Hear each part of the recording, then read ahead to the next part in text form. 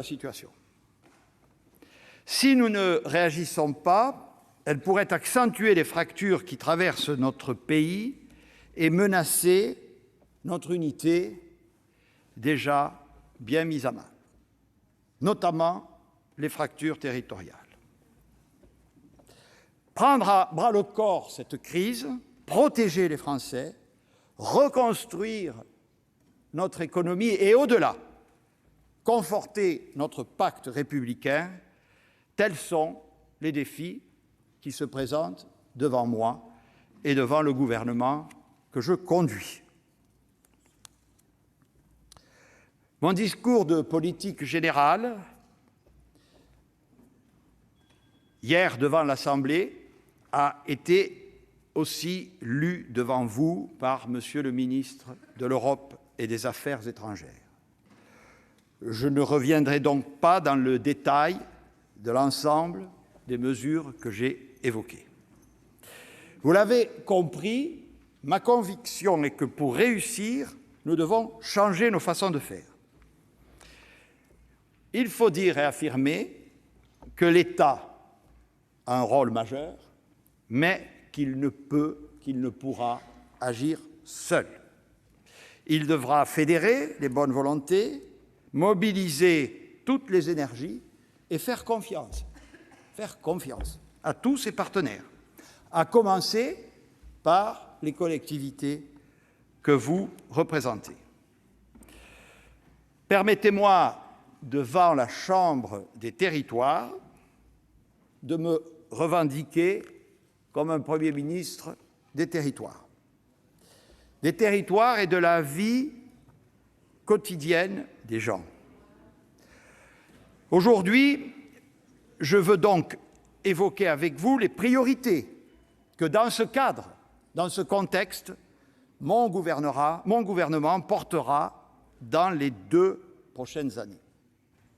Mais j'entends tout autant vous expliquer la manière dont j'entends m'engager dans la mise en œuvre concrète de ces orientations.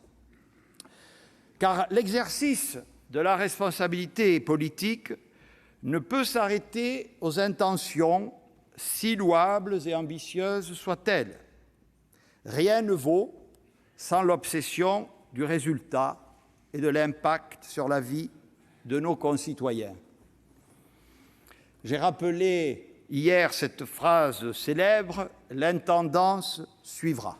Non, l'intendance ne suit pas, en tout cas pas toujours, et même de moins en moins, alors même que cela devrait être la priorité. La mise en œuvre, l'exécution, les conditions de réalisation doivent entrer clairement dans le champ de la politique et ne plus être considérés comme de simples sujets triviaux et techniques. Je vous concède bien volontiers qu'il s'agit là d'un choc culturel dans un pays où, depuis le siècle des Lumières, le débat d'idées, l'invocation des grands principes, le maniement des concepts monopolisent le débat public. Car c'est, vous le savez, mesdames et messieurs les sénateurs, c'est sur l'exécution que nos concitoyens nous attendent et sont fondés à nous juger. C'est surtout par l'exécution, par la charge de la preuve, que se reconstruira la confiance dont les responsables publics ont tant besoin et qui, vous le savez comme moi, s'est fortement altérée. Pour réussir, nous ne pouvons donc pas nous contenter de fixer un cadre juridique au niveau national. Nous devons nous impliquer dans le déploiement, dans la mise en œuvre des politiques publiques, et où cela, dans les territoires pour les adapter à la vie des gens, dans nos régions, nos départements, nos cantons, nos communes, nos quartiers. Et pour cela, il faut faire confiance aux territoires. La France des territoires, c'est la France de la proximité, à laquelle nous devons impérativement faire confiance, car c'est elle qui détient en large part les leviers du sursaut collectif. Libérer les territoires, c'est libérer des énergies. Nous devons réarmer nos territoires. Nous devons investir dans nos territoires. Nous devons nous appuyer sur nos territoires. La République territoriale, c'est l'unité dans la diversité. Je compte sur vous, durant les 6 jours qu'il nous reste, pour m'aider dans un esprit de concorde. Parce que si la défiance progresse encore, elle nous emportera tous. Mesdames et messieurs les sénateurs, la bataille de l'emploi sera la première priorité. Pour 2020, vous savez que nous prévoyons à ce jour une récession de 11%, soit la récession la plus sévère depuis que les comptes nationaux ont été créés. Derrière les données comptables, des drames humains, des territoires meurtris. Tout cela, nous devons le prévoir, l'accompagner, le soulager. Et nous devons aller plus loin, c'est-à-dire se saisir de cette situation pour reconvertir notre économie, nos travailleurs et nos salariés, pour les rendre plus forts, plus compétitifs et davantage orientés vers une croissance durable et respectueuse de l'environnement. Tel est l'objectif premier, j'allais dire unique, central, de notre politique et du plan de relance de l'économie que j'ai présenté hier à l'Assemblée nationale. J'ai entendu, à l'occasion de ce débat, que nous n'irions pas assez vite, pas assez fort pour soutenir l'économie et lutter contre la dégradation de l'emploi. Nous avons en effet pour objectif, je vous le confirme, de présenter notre ambitieux plan de relance à la fin du mois d'août, après une phase de concertation. L'explication de ce calendrier est simple. Ce plan constituera l'étape suivante d'un processus de soutien à l'activité caractérisé par l'ampleur et la précocité des mesures prises par la France sous l'égide de mon prédécesseur. Vous en connaissez les vecteurs: le chômage partiel, les prêts garantis par l'État et le fonds de solidarité, qui ont représenté un effort global et massif de près de 500 milliards d'euros. Cela a permis à notre économie de ne pas s'effondrer. Et si l'on regarde autour de nous, cette politique a été la plus ambitieuse de tous les pays européens et les résultats en ont été unanimement salués, à commencer par le peuple français. Très vite et très tôt, nous avons également mis en place des plans sectoriels très ambitieux dans le tourisme, l'aéronautique, l'automobile, la culture, le commerce, le BTP, les nouvelles technologies. Tout cela, mesdames et messieurs les sénateurs, et vous le vérifierez, car tel est votre rôle, a porté ses fruits. Les derniers chiffres publiés par l'INSEE et la Banque de France semblent indiquer une reprise plus rapide que prévu grâce à ces mesures. En particulier, la consommation des ménages affiche une reprise solide depuis la fin du confinement. Nous n'excluons pas, nous n'avons pas les chiffres définitifs, qu'au mois de juin, elle soit proche de son niveau normal, avec un effet de rattrapage marqué pour les biens d'équipement. Grâce au plan automobile que j'évoquais, les immatriculations de véhicules neufs ont retrouvé dès juin leur niveau de février. Elles ont dépassé de 30% leur niveau de février pour les ventes aux particuliers. Donc nous sommes dans la continuité de ce qui a été fait. Tout ne commence pas avec le plan de relance, qui va donc constituer une étape supplémentaire et nouvelle, mais avec une philosophie inchangée: protéger les Français, reconstruire et moderniser la France. En particulier, en prolongeant les dispositifs d'activité partielle, nous mettons tout en œuvre pour préserver l'emploi et les salaires dans les entreprises les plus impactées par la crise. J'ai dit, je répète, nous en parlerons demain avec les partenaires sociaux, que le gouvernement a pris acte du contexte économique, j'allais dire nouveau, bouleversé, en décidant d'aménager la réforme de l'assurance chômage, élaborée dans un contexte, bonne réforme, mais nécessairement affectée par le contexte nouveau. Je l'ai dit aussi, la première urgence, parce qu'ils vont être, comme toujours, les premiers touchés par la crise économique, ce sont les jeunes. Ce sont les jeunes. 700, 800 000 vont arriver sur le marché du travail. C'est une force de notre pays. On fait des comparaisons, en particulier avec l'Allemagne. Ils n'en ont pas autant. Ils seraient très heureux d'en avoir autant. Ce n'est pas le cas. Chez nous, oui. Mais ça nous oblige. Beaucoup ont vu leurs études arrêtées pendant le confinement, leur stage interrompu, leur vie sociale profondément perturbée. Il n'est pas possible que la nation accepte que le chômage constitue le seul horizon pour ces centaines de milliers de jeunes en France. Il n'est pas question de laisser s'installer l'idée d'une génération sacrifiée à cause de cette crise.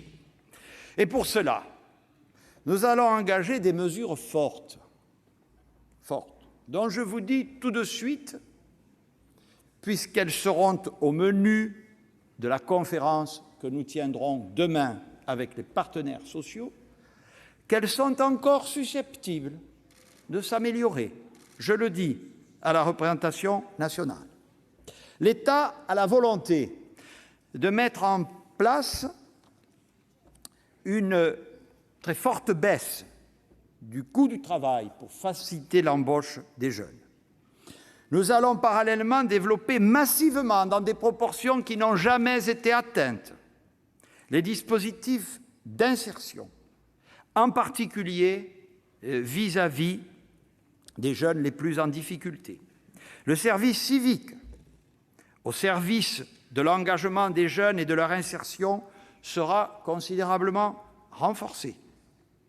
Ce sera au passage aussi l'une des manières de soutenir nos associations et leurs 20 millions de bénévoles qui, personne ne l'oublie, constituent aussi un atout majeur pour renforcer la cohésion sociale et le lien social dans notre pays. À l'université, la crise a aussi agi comme révélateur des difficultés que rencontrent encore de trop nombreux étudiants. Nous avons décidé de geler les droits d'inscription et nous avons décidé de porter à 1 € le prix des repas dans les restaurants universitaires pour les étudiants boursiers. Mesdames et messieurs, pour conforter notre action et notre cohésion face à la crise, il nous faut aussi consolider notre modèle social, car la crise vient l'impacter fortement. Il appelle aujourd'hui de notre part des interventions fortes et nouvelles pour améliorer son fonctionnement et mieux en garantir les équilibres dans la durée. Je pense d'abord, évidemment, à notre système de santé,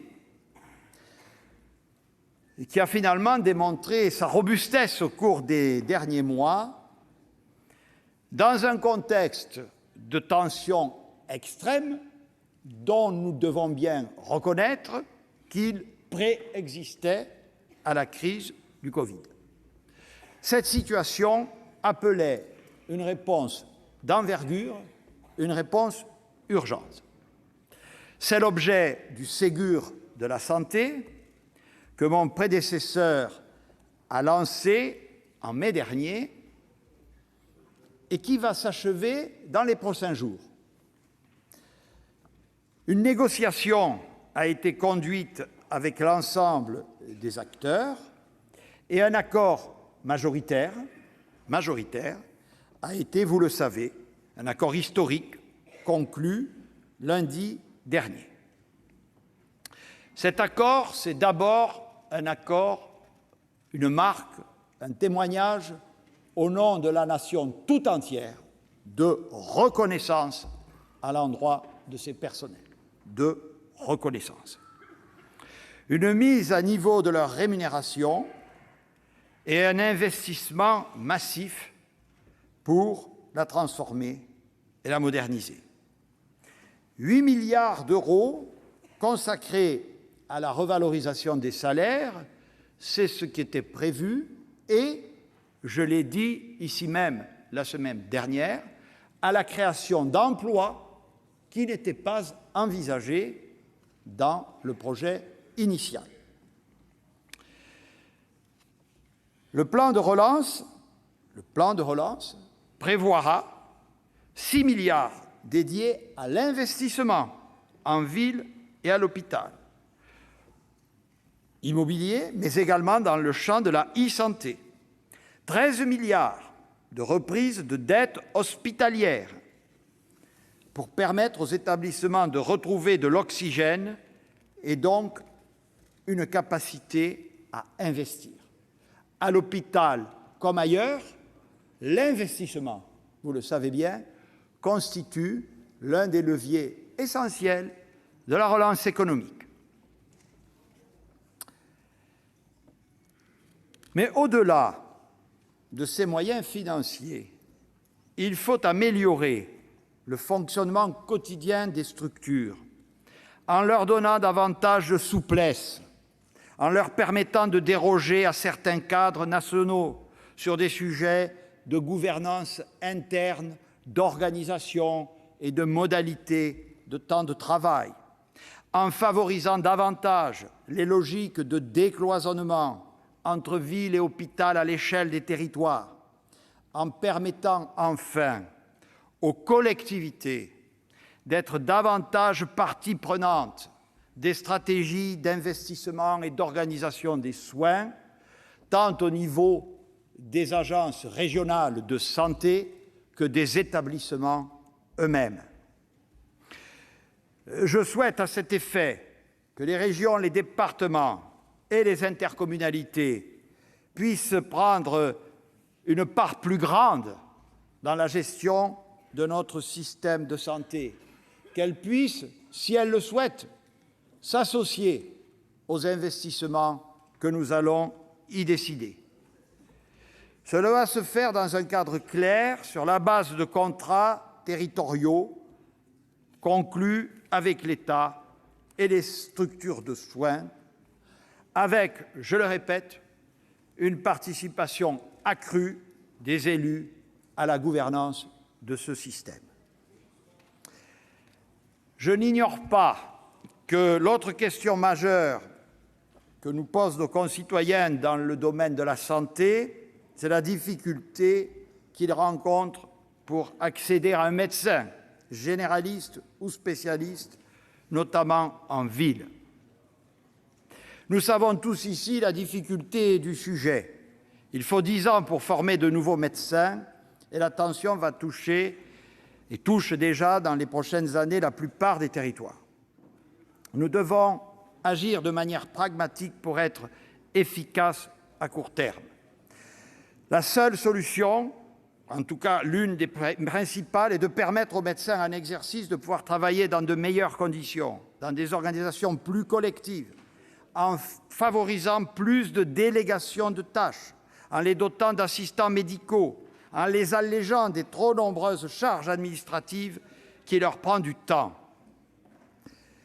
L'autre priorité sera de recourir davantage à la télémédecine, dont j'ai pu constater dans mon territoire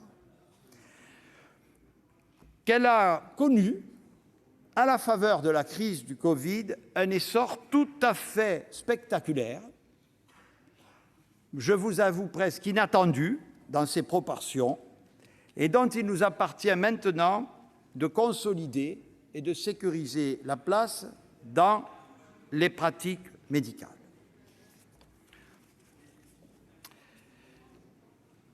Nous ne retrouverons pas l'unité sans une attention accrue aux plus vulnérables d'entre nous. Ils ont été davantage touchés par la crise sanitaire. Ils seront également, avec les jeunes, les plus fortement affectés par la crise économique, à commencer d'ailleurs par les personnes en situation de handicap, et nous réunirons une conférence nationale du handicap consacrée à ces sujets. Mesdames et messieurs les sénateurs, consolider notre modèle de protection sociale, c'est aussi prendre les mesures nécessaires pour assurer sa pérennité. En matière de retraite, la crise nous invite plus que jamais à poursuivre nos objectifs vers un système plus juste et plus équitable, notamment pour les femmes et pour les travailleurs modestes, passant par la création d'un régime universel. Je l'ai dit et je le répète, cela implique clairement, à mes yeux, la disparition à terme des régimes spéciaux, tout en prenant, comme nous avions commencé de le faire dans la réforme de 2008, tout en prenant pleinement en considération la situation des bénéficiaires actuels de ces régimes. Je suis donc déterminé à ce que cette réforme, parce que c'est l'intérêt du pays, aille à son terme d'ici la fin de cette législature. Mais je pense dans le même temps que nous devons entendre les inquiétudes et les incompréhensions qui se sont exprimées chez nos concitoyens s'agissant de certaines des modalités du projet dont le Parlement a été saisi. Je proposerai donc aux partenaires sociaux comme aux parlementaires que, sur les bases que je viens d'indiquer, la concertation reprenne rapidement afin d'améliorer le contenu comme la lisibilité de cette réforme nécessaire, en la distinguant très clairement de tout enjeu d'ajustement paramétrique, pour employer les formules technocratiques, des régimes existants. Je suis en effet convaincu qu'une telle réforme, qui nous engagera pour des décennies, nécessite de prendre le temps nécessaire pour essayer de trouver les meilleurs points d'équilibre. En ce sens, elle s'inscrit pour moi dans la première phase de réforme des régimes spéciaux décidée en 2007. Enfin, au-delà du sujet de la retraite, nous devons aussi répondre à la question du grand âge et de la dépendance. Ce chantier si souvent annoncé, si longtemps attendu, sur lequel le Sénat a déjà apporté de nombreuses contributions, Monsieur le Président, doit aboutir à un projet de loi dont vous serez saisis au premier semestre de l'année prochaine. Je demanderai également demain aux partenaires sociaux de se saisir avec l'État des questions de l'équilibre de l'ensemble des régimes de protection sociale profondément impactés par la crise. L'unité suppose aussi que l'État demeure le garant de l'ordre républicain. L'État doit être le même pour tous. Nous ne tolérerons aucune zone de non-droit. À tous nos concitoyens, je veux affirmer notre totale détermination à assurer leur sécurité. Je le disais hier à l'Assemblée, je le répète devant vous, nous ne montrerons aucune faiblesse contre tous ceux qui s'en prennent à l'ordre public, tentent de fracturer le pays entre communautés et portent atteinte aux valeurs cardinales de la laïcité. À nos policiers et gendarmes, je souhaite exprimer, au nom de la Nation, mon profond respect et ma gratitude. Ils incarnent l'ordre républicain et exercent leur mission dans des conditions parfois extrêmement délicates. Je veillerai, avec Monsieur le ministre de l'Intérieur, à ce qu'ils puissent obtenir les moyens matériels et humains nécessaires pour conduire leur mission, à ce qu'ils puissent être là où ils sont attendus, sur le terrain, en les déchargeant au maximum de tâches administratives, parfois chronophages. Je ne peux parler de ceux qui protègent les Français sans évoquer le rôle fondamental de nos armées. Vous le savez, dans le combat contre les ennemis de la liberté, elles portent haut les couleurs de la France. Et je me plais à souligner que c'est sous cette mandature qu'un effort exceptionnel de la Nation a été décidé pour renforcer leur efficacité. Mais je voudrais me permettre d'insister particulièrement devant vous, comme je l'ai fait hier devant les députés, plus que jamais, pour que l'ordre républicain soit effectif, pour que la sécurité de nos concitoyens soit assurée, il faut bien sûr que les forces de police et de gendarmerie trouvent la reconnaissance et les moyens dans l'accomplissement de leur mission, mais il faut aussi, et peut-être surtout, que les moyens d'action de la justice soient renforcés pour la rendre plus accessible, plus compréhensible et plus efficace. C'est historique, et les comparaisons internationales, souvent faites d'ailleurs par cette Assemblée, le démontrent. L'État, et nous sommes là au cœur de ses prérogatives. Il y a des choses, je vous le disais tout à l'heure, qui doivent être et qui seront mieux faites par d'autres. Mais la justice, c'est l'État. Et l'État, c'est la justice. Et l'État, depuis de nombreuses années, ne donne pas à la justice ses moyens d'intervention. Il en résulte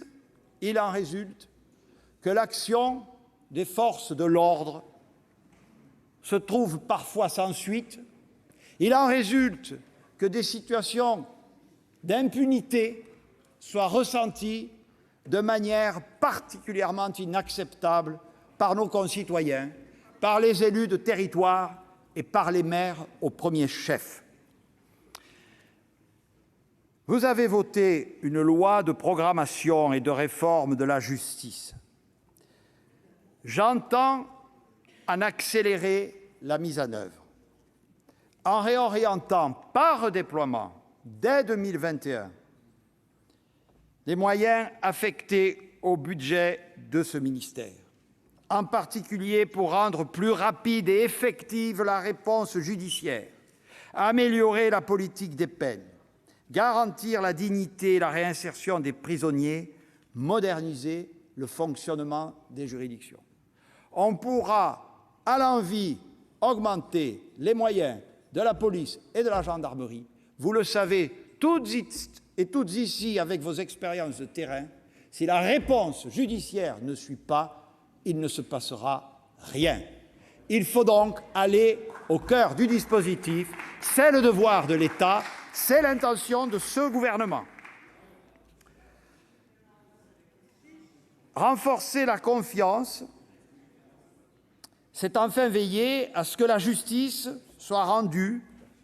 C'est un chantier auquel le garde des Sceaux est particulièrement attaché à ce qu'elle soit rendue dans des conditions d'écoute et de dialogue les plus complètes.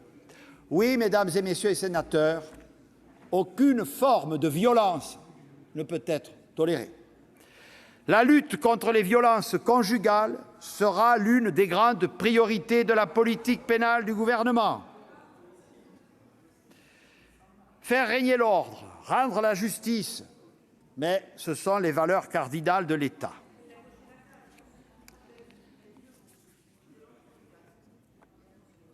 Mesdames et messieurs les sénateurs, parlant du pacte républicain et de l'unité de la nation, je voudrais vous dire ma conviction, mon attachement profond à l'école de la République. Fils d'institutrice, je sais ce que je dois à la méritocratie républicaine. Je veux d'ailleurs dire toute mon admiration au corps enseignant. Depuis 3 ans, une profonde refondation de l'école a été engagée. Nous la poursuivrons. Nous la poursuivrons, là aussi, en tirant les enseignements de la crise et en ciblant notre action sur les enfants qui ont décroché durant le déconfinement. Dès le début de l'année scolaire, les professeurs veilleront à identifier les besoins de chaque élève grâce à des évaluations nationales et chaque famille qui en fera la demande pourra bénéficier d'un programme personnalisé de soutien scolaire pour son enfant au cours du premier trimestre de l'année scolaire. Mesdames et messieurs les sénateurs, je voudrais achever mon propos en vous disant que mon gouvernement s'appuiera sur les territoires pour conduire sa politique. C'est une question de respect, c'est surtout une question d'efficacité. L'État, je l'ai dit, est le garant des fonctions régaliennes qui scellent l'unité de la nation. Mais pour l'ensemble des grandes transitions écologiques, économiques et sociales, les acteurs territoriaux doivent être à la manœuvre. L'État et les collectivités ont la République en partage. Ils sont les partenaires indispensables de la réussite de nos politiques publiques. Dès les premiers jours de ma prise de fonction, j'ai rencontré l'ensemble des associations représentatives de ces collectivités. Et évidemment, la relance économique que nous allons engager sera le premier terrain de mise en œuvre de cette mobilisation conjointe. Toutes les collectivités y auront une part essentielle. Nous devons rapidement achever de régler avec elles les questions liées aux conséquences de la crise sur leurs finances et la question de l'impact sur leurs ressources des impôts de production qu'il faudra alléger pour concourir à la reconquête de notre souveraineté économique. L'objectif est en effet que les collectivités puissent, parce que c'est dans leur gène, investir, former, agir de manière la plus massive possible, mais en cohérence avec nous. Car nos concitoyens ne nous pardonneraient dans les circonstances présentes ni dispersion, ni division stérile. Elles ne seront, Monsieur le Président, jamais de mon fait, et je sais que le Sénat partage pleinement cette vision des choses. Le plan de relance prévoit d'ailleurs de soutenir les interventions des collectivités locales dans leur champ de compétences. Et nous devons impérativement redonner du sens et surtout de la chair aux futurs contrats de plan et de territoire. Je voudrais insister auprès de vous sur 2 chantiers majeurs qui illustreront cet engagement partagé. D'abord, celui de la formation professionnelle que les circonstances présentes vont je l'ai dit, fortement mobilisés. Le plan de relance passe, nous en sommes tous d'accord, par un effort accru en matière de formation professionnelle. L'enjeu ici est bien sûr de permettre à ceux de nos concitoyens qui perdent leur emploi d'en retrouver un au plus vite. Et nous investirons pour cela 1,5 milliard d'euros supplémentaires. Nous nous fixons un objectif de 200 000 places supplémentaires qui pourront être ouvertes en 2021 au bénéfice des jeunes et des demandeurs d'emploi. Qui peut imaginer que nous pourrions construire ce plan sans le concours des régions compétentes au premier chef en la matière? Nous devons également poursuivre l'effort de reconquête industrielle à travers le programme Territoires d'industrie, largement décliné par les régions. Autre priorité essentielle, celle de la transition écologique, Madame la Ministre, qui réussira d'autant mieux qu'elle reposera sur une mise en œuvre partagée et territorialisée. Le plan de relance déploiera au moins un tiers de ses crédits à destination de la transition écologique. Nous allons d'abord investir dans le bâtiment et les transports. Nous investirons dans les technologies vertes de demain, comme l'hydrogène, pour mieux recycler et moins gaspiller. Accélérer la transition écologique, c'est aussi investir en faveur d'une offre d'alimentation saine et durable, pour que tous les Français, même les plus fragiles, aient accès à une alimentation de qualité. Nous allons également ensemble protéger les terres agricoles. J'ai annoncé hier à l'Assemblée nationale notre volonté de décréter un moratoire pour tout projet nouveau d'installation de centres commerciaux dans les zones périurbaines, et nous définirons, en concertation avec vous et toutes les parties prenantes, de nouvelles règles d'autorisation d'exploitation commerciale. Surtout, pour réussir cette reconstruction, nous allons donner davantage de liberté aux territoires et aux collectivités. Je tiens à vous remercier, Monsieur le Président, cher Gérard Larcher, pour les 50 propositions du Sénat pour une nouvelle génération de la décentralisation. Et je salue les deux rapporteurs, messieurs Philippe Bas et Jean-Marie Bockel.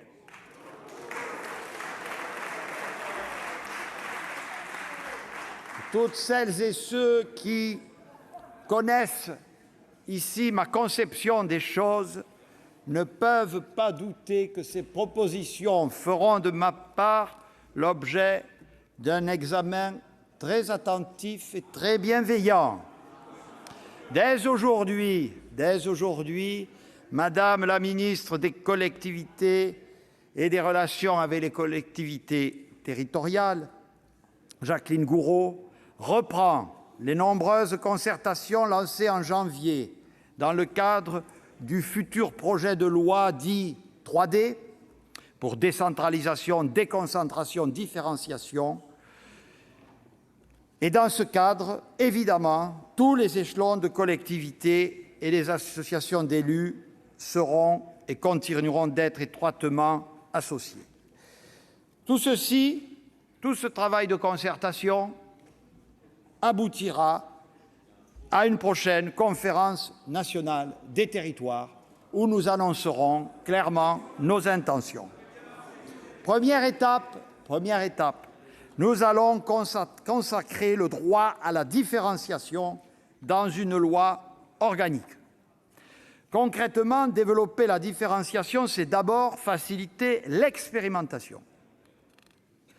Oui, des réponses différentes doivent être apportées à des situations différentes. Dans notre pays, construit depuis plus de 2 siècles sur l'uniformisation, c'est une révolution. Dès la fin de ce mois, un projet de loi organique sera présenté en Conseil des ministres et viendra donner un nouveau cadre aux expérimentations menées par les collectivités locales pour qu'elles ouvrent la voie à une différenciation durable.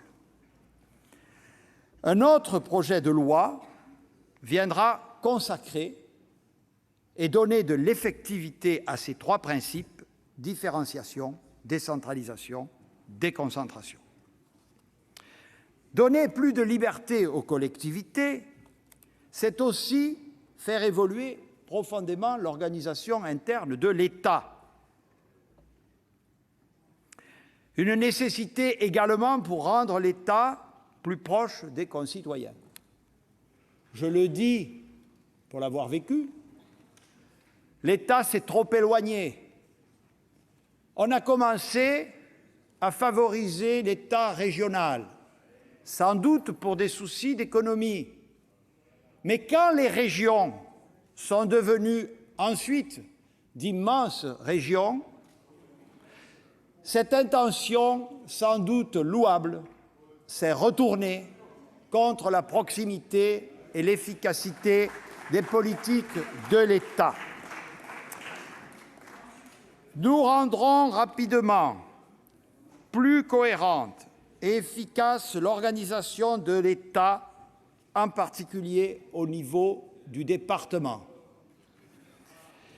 Les moyens de l'État seront confortés dans leur action quotidienne, et ce, dès le projet de loi de finances pour 2021, puisque je veillerai à ce que toutes les créations d'emplois, pas forcément des créations nettes d'emplois, mais il faut bien recruter pour remplacer les gens qui partent à la retraite, etc. On va donc créer des emplois. Eh bien, je veillerai que, sauf exception justifiée, elles interviennent toutes au bénéfice de l'échelon départemental de l'État et plus en administration centrale. C'est une révolution dont je vous prie de mesurer qu'elle va m'occasionner beaucoup de soucis.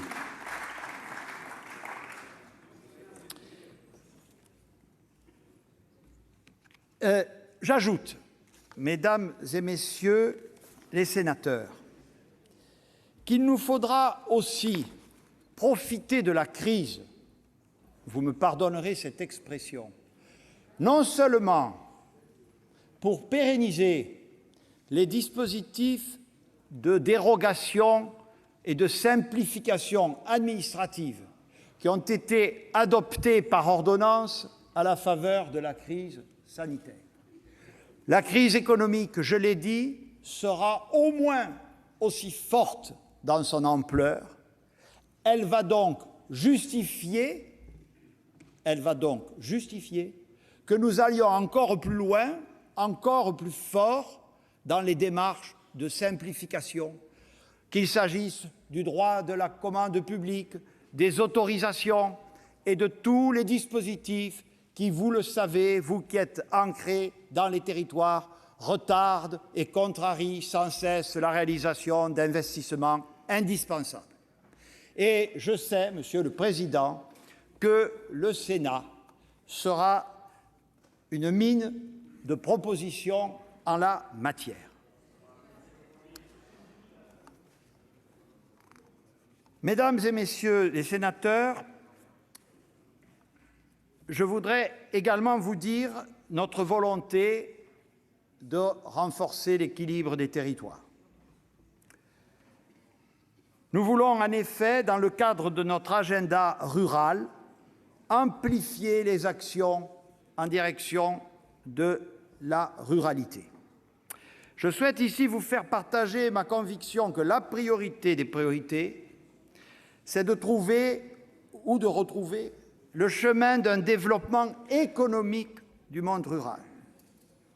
Car en réalité, si les services publics y ont fermé au cours des dernières années, c'est parce que la population y a diminué. Et si la population y a diminué, c'est d'abord parce que l'économie et l'emploi dans notre pays se concentrent désormais dans les très grandes agglomérations. Il faut donc revitalisé par l'économie, le service public suivra.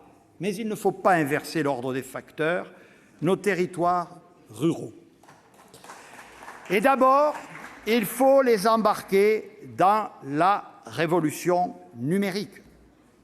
Il est donc vital d'investir dans une politique de réseau et de maillage. D'abord en accélérant la couverture de tout le territoire en très haut débit,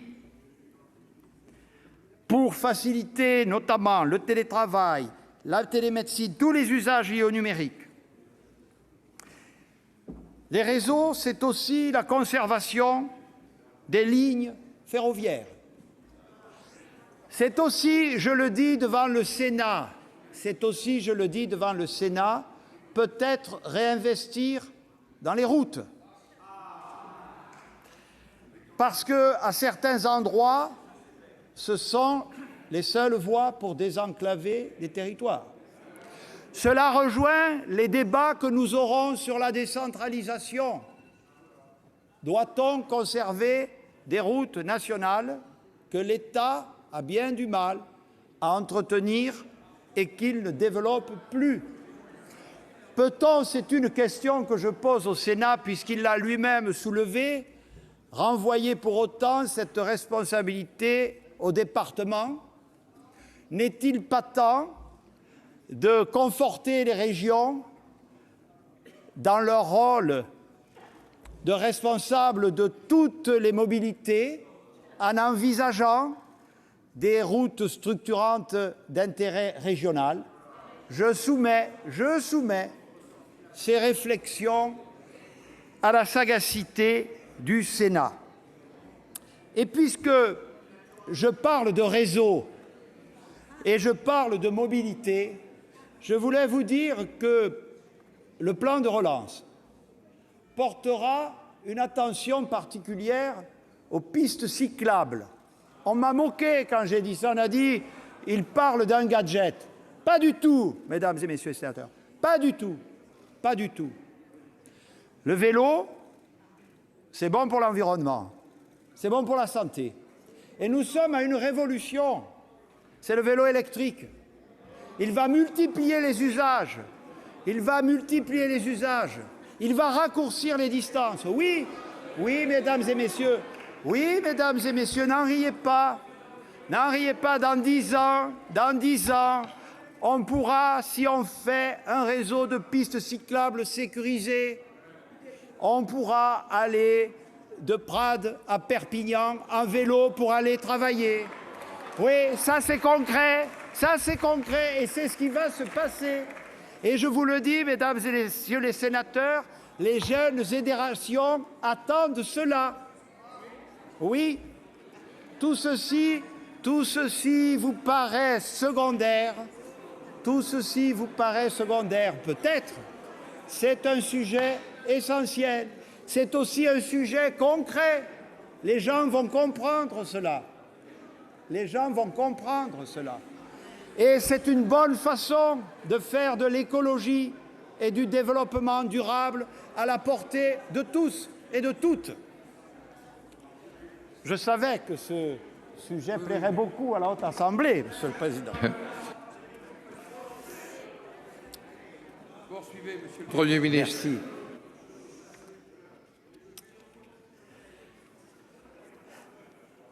Nous poursuivrons également, je reviens à la ruralité, mais je n'en étais jamais sorti, le déploiement du programme Action Cœur de Ville, qui s'adresse déjà, chère Jacqueline, à 234 villes de petite taille ou de taille intermédiaire. Et surtout, nous déploierons fortement, là c'est encore la strate au-dessous, je la connais bien, le programme dit « Petites villes de demain » avec un objectif gouvernemental clair, 1000 villes concernées en plus partout sur le territoire. Il s'agit de faire de toutes nos villes, petites et moyennes, des lieux plus attractifs, exemplaires, dotés de services essentiels et où il fait bon vivre. De la même façon, j'ai fixé à mon gouvernement des objectifs précis et quantifiés. S'agissant du plan de rénovation urbaine, nous sommes ici dans les quartiers de la politique de la ville. Il y a 450 quartiers qui sont concernés. Là aussi, des très belles intentions, des objectifs louables. Restaurer la République dans ces quartiers, permettre l'émancipation de ses habitants. Mais, une fois encore, tout est dans l'art d'exécution. 450 quartiers concernés, les moyens seront dans le plan de relance. Ce sont des dépenses d'investissement. Ce sont des dépenses d'investissement. Ce ne sont pas des dépenses de fonctionnement. 450 quartiers concernés, disais-je, mais finalement, très peu ayant fait l'objet d'une mise en œuvre effective. Et plutôt que d'annoncer aujourd'hui au Sénat, on va passer de 450 à 600, à 800, à ce que vous voulez, veillons plutôt pour assurer notre crédibilité collective qu'à la fin de l'année prochaine, dans au moins 300 d'entre eux, les choses aient concrètement bougé. Mesdames et messieurs les sénateurs, la République ne serait rien sans les territoires qui la composent. Dans leur diversité et leur insondable richesse. Cette diversité, croyez-moi, je la connais bien. Fils du Gers, vous voyez, pour territoire rural, élu dans les Pyrénées-Orientales comme territoire éloigné, je suis surtout un enfant de la République que je m'efforce de servir avec passion. Et je suis persuadé que cette diversité de la France, qu'exprimait avec admiration Fernand Braudel au soir de sa vie, est plus que jamais un chemin d'espérance. C'est en tout cas le sens de l'action que j'entends porter à la tête du gouvernement que j'ai l'honneur de diriger sous l'autorité du Président de la République. C'est le sens de l'engagement qui est le mien depuis de nombreuses années et que j'ai porté dans les différentes responsabilités publiques et les mandats démocratiques que j'ai eu l'honneur d'exercer au service de nos concitoyens. C'est surtout le sens de la mobilisation collective qui doit être la nôtre dans les circonstances très difficiles que notre pays traverse. C'est le sens de l'invitation que j'adresse à toutes les forces démocratiques, à toutes les forces vives, à tous les territoires, de s'unir pour agir, de s'unir pour réussir ensemble, pour notre pays, parce que nous n'avons pas d'autre choix. Je vous remercie. Merci, Monsieur le Premier ministre.